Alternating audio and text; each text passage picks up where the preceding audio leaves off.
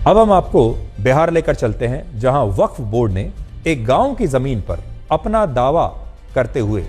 इस गांव में रहने वाले लोगों को 30 दिन के अंदर अपने मकान खाली करने का आदेश दिया है। इस गांव का नाम है गोविंदपुर, जो बिहार के पटना जिले में है। इस गांव में रहने वाली 95% आबादी हिंदुओं की है और इस गांव में कई परिवार वर्ष 1910 से रह रहे हैं और इन लोगों के पास लैंड डीड्स के वो तमाम कागजात हैं जिनसे पता चलता है कि ये जमीन पिछले 114 वर्षों से इन्हीं हिंदू परिवारों के पास है। लेकिन इसके बावजूद वक्फ बोर्ड ने इस गांव में अपना एक बोर्ड लगा दिया और जिस पर लिखा है कि यह जमीन वक्फ बोर्ड की है और इन हिंदू परिवारों को अगले 30 दिन के अंदर इस जमीन को खाली करना पड़ेगा। ये वो बोर्ड है जो लगा दिया गया है गांव में। वक्फ बोर्ड के इस नोटिस के खिलाफ गांव के लोगों ने पटना हाई कोर्ट में याचिका दायर की, जिस पर अदालत ने वक्फ बोर्ड से यह कहा कि अगर यह जमीन वाकई में वक्फ की है तो उसे हाई कोर्ट में इसके सबूत और बाकी के साक्ष्य पेश करने पड़ेंगे।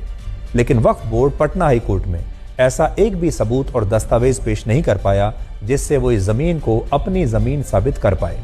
और इसके बाद पटना हाई कोर्ट ने वक्फ बोर्ड के नोटिस पर रोक लगा दी और इस गांव के लोगों को कहा कि उन्हें इस जमीन को खाली करने की कोई आवश्यकता नहीं है। और अदालत ने इस बात को भी माना कि ये जमीन इन्हीं लोगों की है और इनके पास ऐसे सभी दस्तावेज हैं जो पुष्टि करते हैं कि लोग यहाँ इस गांव में वर्ष 1910 से वाकई में रह रहे हैं। और अदालत के फैसले के बाद वक्फ बोर्ड का नोटिस इस गांव से हट जाना चाहिए था, लेकिन वक्फ बोर्ड ने हटाया नहीं।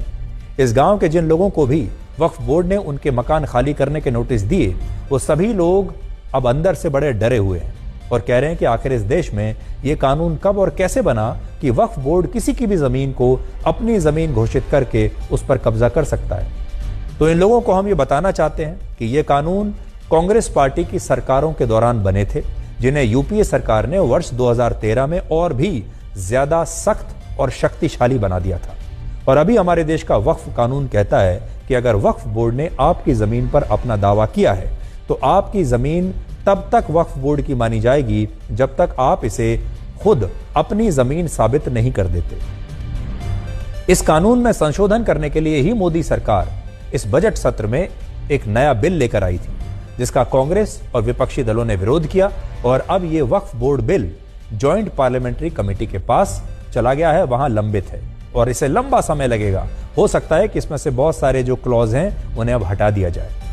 आज ये बात तो सब जानते हैं कि देश में भारतीय सेना और भारतीय रेल के बाद सबसे ज्यादा जमीन वक्फ बोर्ड के पास है, लेकिन बहुत कम लोगों को पता है कि पिछले 76 वर्षों में सेना की जमीन में सिर्फ 31% की वृद्धि हुई, जबकि वक्फ बोर्ड की जमीनों में 1700% की वृद्धि हुई है। और वक्फ बोर्ड की जमीनों में इतनी वृद्धि कैसे हो रही है, आप उसे बिहार से आई इस खबर से समझिए, जहां आरोप है कि रातों रात वक्फ बोर्ड ने गांव के लोगों की जमीनों पर अपना दावा कर दिया और यह भी आरोप है कि इसके पीछे एक बहुत बड़ा माफिया है।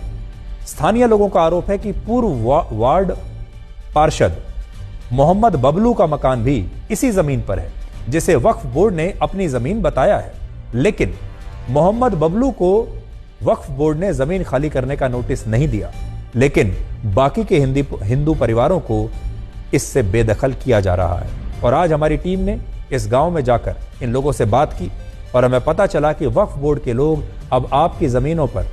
अपना दावा करते हैं तो लोगों को वो उर्दू में लिखे नोटिस देते हैं। और जब लोग ये कहते हैं कि क्या उन्हें हिंदी में इसकी एक कॉपी मिल सकती है, तो वक्फ बोर्ड इससे भी इनकार कर देता है। वो कहता है नोटिस भी आपको उर्दू में ही मिलेगा।